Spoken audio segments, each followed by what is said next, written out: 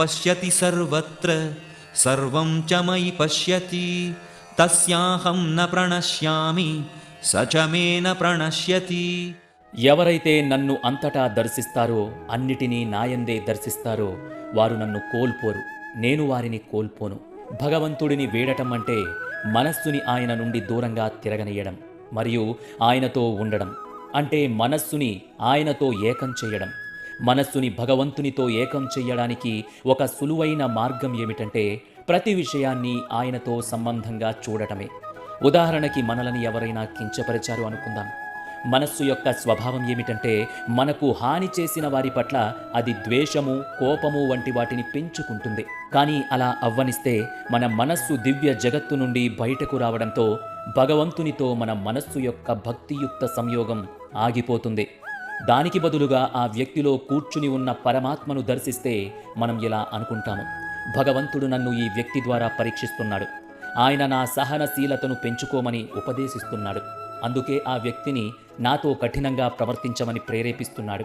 కానీ నేను ఈ సంఘటన నన్ను కలచివేయకుండా చూసుకుంటాను.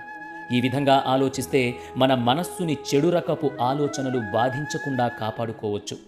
అదేవిధంగా మిత్రునితో కానీ లేదా బంధువుతో కానీ అనుబంధం ఏర్పడినప్పుడు మనస్సు భగవంతుని నుండి వేరైపోతుంది. ఇప్పుడు మనం మనస్సుకు ఆ మనిషిలో భగవంతుని దర్శించే శిక్షణ ఇస్తే ప్రతిసారి మనస్సు వారి మీదకి పోయినప్పుడు మనం ఇలా అనుకుంటాము, శ్రీకృష్ణుడు వారిలో ఉన్నాడు, అందుకే నేను వారి పట్ల ఆకర్షితుడును అవుతున్నాను అని. ఈ పద్ధతిలో మనస్సు పరమాత్మయందు భక్తితో నిమగ్నమవడం జరుగుతూనే ఉంటుంది. కొన్నిసార్లు మనస్సు పాత విషయాలపై చింతిస్తూ శోకిస్తూ ఉంటుంది. ఇది కూడా మనస్సుని భగవత్ సన్నిధి నుండి వేరు చేస్తుంది. ఎందుకంటే ఈ శోకము మనస్సుని భూతకాలములోనికి తీసుకెళ్లటం వలన వర్తమాన కాలంలో చేయవలసిన హరిగురు చింతన ఆగిపోతుంది. ఇప్పుడు ఆయా సంఘటనని భగవత్ సంబంధముగా చూసినప్పుడు మనం ఎలా అనుకుంటాము, భగవంతుడు కావాలనే నా కోసం నేను వైరాగ్యం పెంపొందించుకోవాలని కష్టాన్ని లోకంలో ఏర్పాటు చేశాడు. ఆయనకు నా సంక్షేమం మీద ఎంత ఆసక్తి అంటే తన కృపచేత నా ఆధ్యాత్మిక పురోగతి కోసం సరైన పరిస్థితులను కల్పిస్తూ ఉంటాడు. ఈ విధంగా ఆలోచించడం వలన మనం భక్తియుక్త ధ్యాసను కాపాడుకోవచ్చును. నారద మహర్షి ఇలా పేర్కొన్నాడు, లోకంలో ప్రతికూలత, వ్యతిరేకత పరిస్థితి ఎదురైనప్పుడు దాని గురించి శోకించకు, చింతించకు.